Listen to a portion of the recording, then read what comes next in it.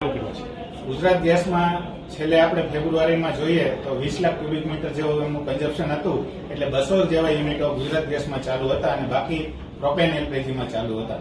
એમાંથી જોઈએ તો એમને જે 80% ગેસ મળી રહ્યો હતો એમાં અત્યારે સિરામિક ટાઇલ્સ બનાવતા અને સેનેટરીના ટોટલ મળીને 40 જેવા યુનિટ અત્યારે ચાલુ છે. અત્યારે ભાવ વધારો આવી રહ્યો છે, એમાં તો કેટલા ભાવ વધારો આવી રહ્યો છે, પહેલા કેટલો ભાવ હતો અને એની અસર અત્યારે ઉદ્યોગ ઉપર શું થઈ શકે છે?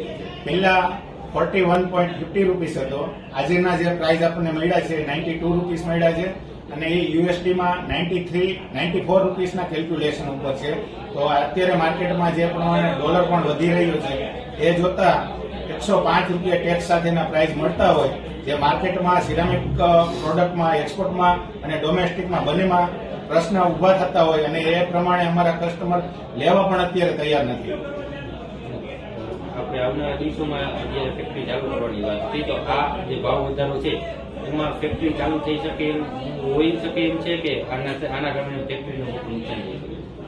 હાલમાં જે પ્રાઇસ મળે છે એમાં ફેક્ટરી સર્વાઈવ થઈ શકે એવી કન્ડિશન નથી. અત્યારે વોલ્ટાઇલ્સ એસોસિએશનના સર્વે મેમ્બરોની જનરલ મીટિંગ મળેલી હતી અને સર્વાનુમતે એવું નક્કી કરેલ છે કે આપણે અત્યારે જો ડિમાન્ડ ના હોય અને પ્લાન્ટ ચાલુ કરીએ તો આપણે 1 મહિના પછી ફરીથી શટડાઉન લેવાનો સમય આવે અને ફરીથી આપણા જે કામદારો છે એ બેકાર બને, તો એનાથી આપણે એવું નક્કી કરીએ કે ગેસના પ્રાઇસ ઘટે અને સરકાર આમાં વેટમાં રાહત આપે તો આપણે 1 મે થી પ્રોડક્શન ચાલુ કરીએ એવું અમે સર્વાનુમતે આજે વોલ્ટાઇલ્સ બનાવતા યુનિટોએ નક્કી કરેલું છે. કેટલા યુનિટ? આ વોલ્ટાઇલ્સ બનાવતા અત્યારે 161 યુનિટોએ સર્વસંમતિ આપેલી છે. અત્યારે આજે યુદ્ધની પરિસ્થિતિ ચાલી રહી છે, જેના કારણે 25 દિવસનું શટડાઉન લીધું હતું.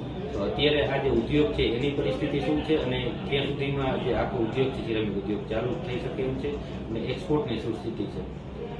આમ જોઈએ તો ઉદ્યોગમાં તો બહુ નુકસાન હોય, કારણ કે એમને બેંકના હપ્તા ચાલુ હોય, શ્રમિકોના પ્રશ્ન હોય, ઉદ્યોગકારોને ઘણી બધી ઇન્ડસ્ટ્રી જે સોલાર પ્લાન્ટ પણ લગાવેલા છે એટલે એના પણ લોનના હપ્તા ચાલુ હોય.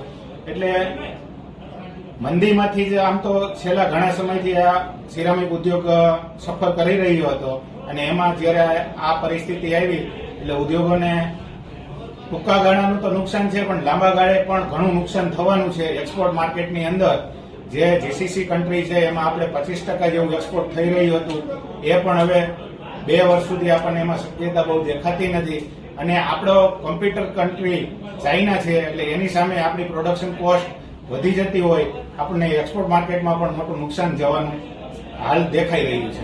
આપણે સાથે જે પ્રોપેન ગેસનો પણ વપરાશ થાય છે સિરામિક ઉદ્યોગમાં, તો એમની અત્યારે સ્થિતિ શું છે? સપ્લાય આપણને મળે છે કે કયા ભાવે મળે છે? હાલ પ્રોપેન અને એલપીજી એમનો સપ્લાય બંધ છે અને લાંબો સમય સુધી એ મળી શકે એવી કોઈ શક્યતા દેખાઈ રહી નથી.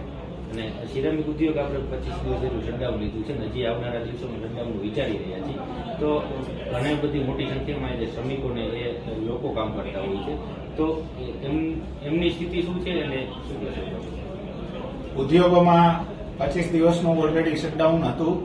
એ સમય દરમિયાન તો હજુ પણ ડિસ્પેચ અને મેન્ટેનન્સ જેવા કામો ચાલતા હતા, એટલે 50% ક્યાંક શ્રમિકો અને કારીગરો ફેક્ટરીની અંદર નોકરી માટે આવતા હોય, પણ જ્યારે હવે 1 મહિનાનું શટડાઉન આવી રહ્યું છે ત્યારે મોટા ભાગના લોકોને ઘરે બેસવું પડે એવું દેખાઈ રહ્યું છે, કારણ કે ફેક્ટરીઓ પણ 15 થી 25 દિવસની વચ્ચે એનું મેન્ટેનન્સ અને બીજા કામ પૂરા કરી લીધા હોય છે. ગેસના આ જે અસહ્ય જે ભાવ વધારો આવ્યો છે એ બાબતે આપણે ક્યાં સુધી રજૂઆત કરવામાં આવશે ને શું કરવાનું?